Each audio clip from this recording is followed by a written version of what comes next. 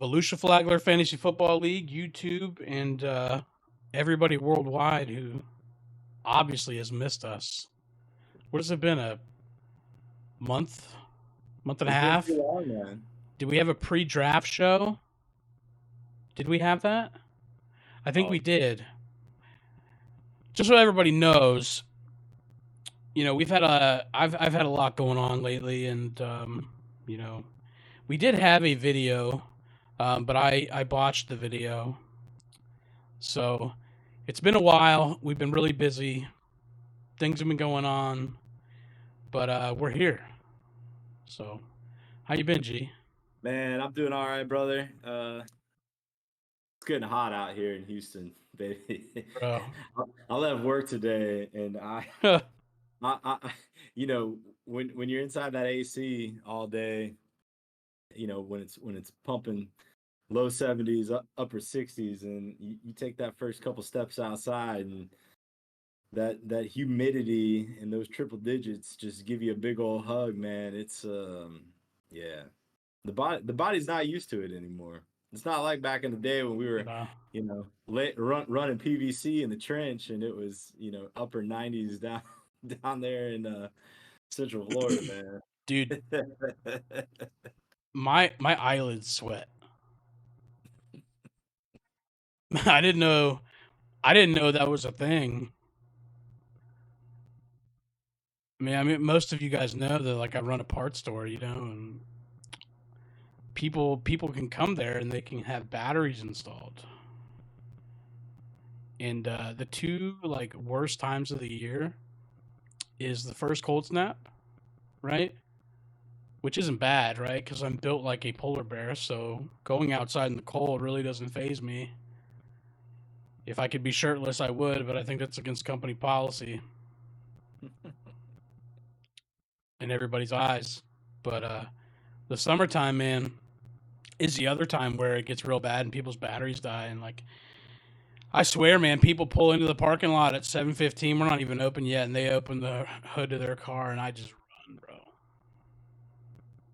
Just bake. I just run, bro. Like I know it's coming. It's gonna be 7:45. My back's gonna be, the sweat's gonna start pouring down the back, down the legs and the pants. I'm not trying to get graphic. I'm just saying, dude, it is hot as shit, and I feel like it's just getting hotter. It's either getting hotter or we're getting older, maybe fatter. I don't know, but it's miserable. It's I would miserable. say a combination of all those for Yeah, sure. D, all of the above. Good deal. Yeah. So what do you want to talk about tonight, man? Like we're gonna start talking a little pre-draft running back action. Is that what we're gonna start diving into? So yeah, I got some slides up. Not really slides, but I've got some ESPN non PPR rankings up on the video. I Okay. figure, we could talk about running backs a little bit, talk about QBs, wide receivers, maybe even tight ends. I don't know. But, another thing too is we still got some big name free agents out there. All right, man. Let me start out with this one, right? Of the two RBs that we talked about in the pre-record meeting with Zeke and Dalvin Cook, right? I Yeah, mean, I feel like we can agree on that. Dalvin Cook is probably going to add a little bit more value to whichever roster that he lands at, as opposed to Zeke. So absolutely. my question to you is this, man. Let's say, I mean, is it really going to be super team dependent on Dalvin Cook on whether or not he's a top 10, or is it more team dependent if he's like top 5, or is he even in the top 10 for you, man? That's a really good question, man. I think he's not top 5 for Okay, me. okay, Top 10 is a maybe, but he's not on a team. okay, If he was still a Minnesota Viking, he'd be a top 10. okay. But like I've seen this coming for 2 years. Like I've talked about this. Like you and I have talked about Alexander Sure. Madison. We talked about Alexander Madison last year in the podcast throughout the fantasy league season. Alexander Madison has been the best running back pickup for insurance in the NFL for the past 3 seasons. Okay. He's finally going to get his chance. Yeah. Right. And as we're going to talk about these rankings, he's ranked 17. I think that's buying low. I think the dude's going to go off. But we'll get into that. Okay. I think Dalvin Cook is going to be a welcomed addition to most teams, but where he goes and where he fits, I have no idea. Maybe the Rams. I mean, if he's gonna sneak into that, like even in that top 5 consideration, man, I mean, he's got to go to a situation that, I mean, where he's got help, man. He's not, with the injury history, he's not built to like get that 25 touch workload per game for the entire season, man. He's got to have, I feel like he's got to have like a complimentary piece, man. And I know this is crazy, but talking to some of my coworkers that are Cowboys fans, man, to me, I think it would make sense for him to go to Dallas. But Yeah. do I think the likelihood of that happening is probably not, because they just got rid of Zeke, man, and Zeke had the big contract, and I mean, I'm not saying Dalvin Cook's a spring chicken anymore, but I mean he's still, I mean he's got to be he's probably like 27. He's probably like, he's still right there where I feel like he's got about 1 or 2 more really, really strong years of putting out 13, 14 games. I actually have that. Hold on. He is 27. Okay. In last year, he rushed for almost 1,200 yards and 8 touchdowns. Okay. That's solid. That's solid. But Dallas is it's an interesting idea, but I don't think they spend money on a running back after getting rid of a running back. Yeah. No, I mean, the other team that I've heard of with him being connected to is the Dolphins, and with him being from Miami. But I just, man, it's tough for me to envision Mike McDaniel's offense with. I mean, he's got so many damn running backs there as it is. Now, don't get me wrong. If they do sign Dalvin Cook, I think he becomes the Dolphins. He's the Dolphins' number 1 in that backfield. Now he's got pieces to spell him, but again, I'd be looking at the top 3 running backs in that room going, my God, like between Raheem Mostert, Jeff Wilson, and Dalvin Cook, you could be looking at a Sunday where all 3 of the damn guys get hurt in one game. Yeah. Yeah. Well, at least, when Tua goes out in week 3, they could just wildcat for 60 minutes. Yeah. It's always an option. It's always an option. Dude, I'm telling you, I read it. LA might be it. I don't know, man. Like, Cam Akers kind of came on kind of hot there at the end of last season. And I mean, he's coming off of, I think this will be his 3rd year in the league. I mean, if he stays healthy, you have to think Sean McVay is going to get it figured out on the offensive side of the ball. I mean, he still got Stafford under center. Cooper Kupp's coming back. I mean, when you got that type of guy on the outside, man, like Cooper Kupp's going to draw the attention. And I mean, he's showing no signs of slowing down. Yeah. So, I mean, but again, Sean McVay, I feel like after the Todd Gurley years, it's not like he's ever really singled out on like one running back, man. It seems like he's always had at least 2. But I mean, isn't that just becoming the way of the world in the NFL? Like, you got, unless you have somebody very special, that seems to be the way we're going. I mean, even look at San Francisco, man. Like, they trade for Christian McCaffrey, who's number 1 on this list. But I mean, there's still a second option out there in Kyle Shanahan's offense where he's got another able body that's gonna get plenty of touches out there. Absolutely. So why don't we talk about the big name? All right. The big name. Okay. D-Hop. Wide receiver. Got it. Wide receiver. So you're all your whispers from the bushes and all your inside intel tells you he's in New England to what? Come home, baby. Come home, baby. Just throw his last couple years in the league to the wind and listen, dude. Finish in last place in the AFC East. We need to double bill D-Hop show, bro. Double bill D Hop with a side of Mac sauce. Let's go. But shouldn't they? But I mean, I feel like, look, and I don't want to turn this into the Patriots hour, but I mean, I don't mind. What's the quarterback situation like, man? I mean, is Mac Jones the dude? I mean, we got Mac Zappy, dude. We're good. Come on, man. I don't think. I honestly, dude, he's not gonna go. I don't think he's gonna go to New England. I don't know where he's. I honestly don't know where he's gonna go. I know Tennessee is another conversation. Buffalo and Kansas City both have interest, but they have to find money for that. I don't know where he goes. But I mean, listen, man, if he's at the point of his career where he wants to go contend for a ring, don't you think that he's probably going to try to rework his deal?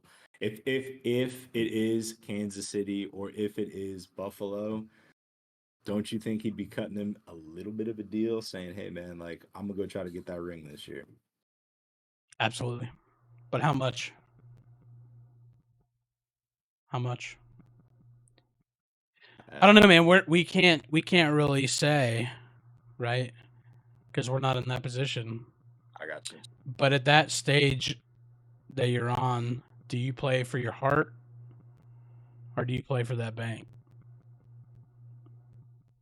Do you care more about that ring or do you care more about them zeros? Hey, man, right now, the person answer that dude, man.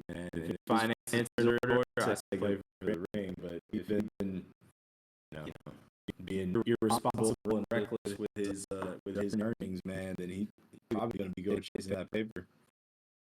Yeah. All right, man. So let me ask you this, right? So I'm looking at this list, looking at this ranking. Okay, they got Jonathan Taylor at 3, and you're the reigning Jonathan Taylor expert in the Volusia Flagler Fantasy Football League. Is Jonathan Taylor too high on this list? No. No? No. Do you have any concerns about the quarterback situation in Indy right now with Jonathan Taylor? So I have concerns with the quarterback room, but I don't have as much concern as I did last year with the quarterback room. I think that kid's going to be decent. He's very athletic. Maybe not 3. Maybe not number 3. Okay. In a non-PPR league, though, I would take him over Eckler. Okay. Now let me ask you. But I don't think Eckler should be 2 either. If Jonathan Taylor's there at 8, is he on your roster again this year? We ain't talking about that. There's this wonderful graph going around the internet called "Fuck Around and Find Out." Hey, we'll wait till the draft. Here we go. So for now, we'll say Farfo. There you go. Okay. So you don't like Eckler at 2? You think that's too high? Right? Okay. Just so I'm sure, yeah, non PPR running back rankings. So when I look at this, 1 and 2 is definitely a PPR, right? Those are definitely the 2 that you would go after in a PPR league. I think in non PPR, I think Saquon proved himself last season. I think Saquon's 2. I think Derrick Henry's 3. And then I would go Jonathan Taylor, Austin Eckler, in my opinion. Okay. But I don't know, dude. I think that guy in Atlanta, Bijan, I think Bijan is going to slay out. I think that dude is special. I mean, let him be there at 8. If he's there at 8, bro, he gone. Who's slinging the magic bean up in Atlanta right now? Riddler? Who cares? Have you seen that guy's thighs? It doesn't matter. Crazy. But see, that's the crazy part, right? That man's got Ricky Williams thighs, dude. They've got the running back. They've got Drake London on the outside, right? They've got one of the best tight ends in the league that they don't know how to use, right? Yeah, and now you got to me the big question mark in QB, right? But yes, I agree. I don't I don't know, man. If I'm top, dude, if I'm in your position, I don't know, man. Like you're you're hitching your wagon. You're hitching that first round pick to a rookie running back, man. I could be Like playing all of you right now too. Who knows what I'm doing? I mean, yeah. I'm totally with you. Listen, We're dude, in here we're in I here talking RBs. I took psychology at Daytona State. Okay, I know a thing or two. The Eagles nest, baby. That's right, baby. Shout out. Yeah. Who else? Who else do you think sticks out on this board, man? I Travis Etienne. Look. That's another one that Well, I had last season, man. I don't know. He might he's hit or miss, dude. look. Josh Jacobs was interesting to me, man, because like I'm sitting here looking at this guy who just, I mean, Josh Jacobs, he won fantasy football leagues last year. Okay. I mean, the people who mustered up the courage to draft him, like kudos to you because that dude was a boss Yep. last season. I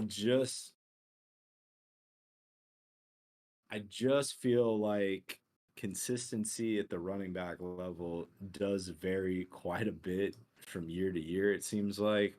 And I just have a hard time believing that this guy is just gonna just crank out another magical season out there in Vegas, right?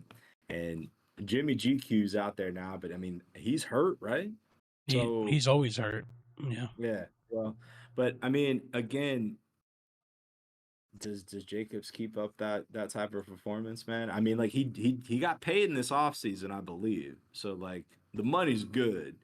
And as much as you hate to speculate it, you know, there is this narrative out there that once the bag is secured, it seems like, you know, OTAs really become, optional and the mandatory Yeah. mini camp aren't really that mandatory anymore if you catch my drift. So, I mean, I don't know. Like Josh Jacobs to me would be one where I'd be that'd be tough. And especially being on the back half of the first round this year, like oy, it's gonna be rough. Yeah. It's gonna be rough sledding. I agree. But man, You wanted to talk after you about after you get out of that top 15, it's a crapshoot. oh, 100%. 100%. 100%. I'm Now bi- you have I'm big on Alexander Madison though, man. I mean, you've got to when you look at the top half of this list, man, like again, if you don't have at least one of these guys in the top 12, you better damn sure have the firepower at some of these other positions. Yeah. So, No doubt.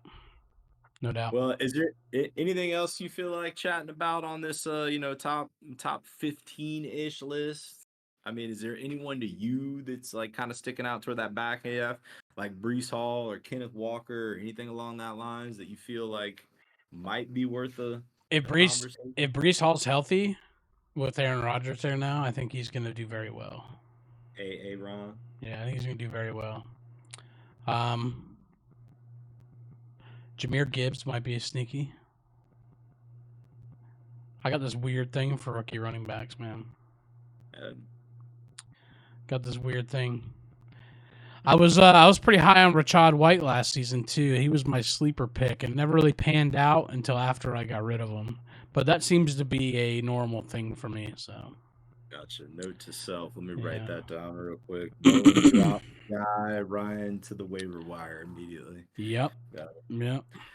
Well, I tell you what, man. Anything else you want to chat about this evening, or you want to put a bow on this bad boy and start slowly making our way toward draft day?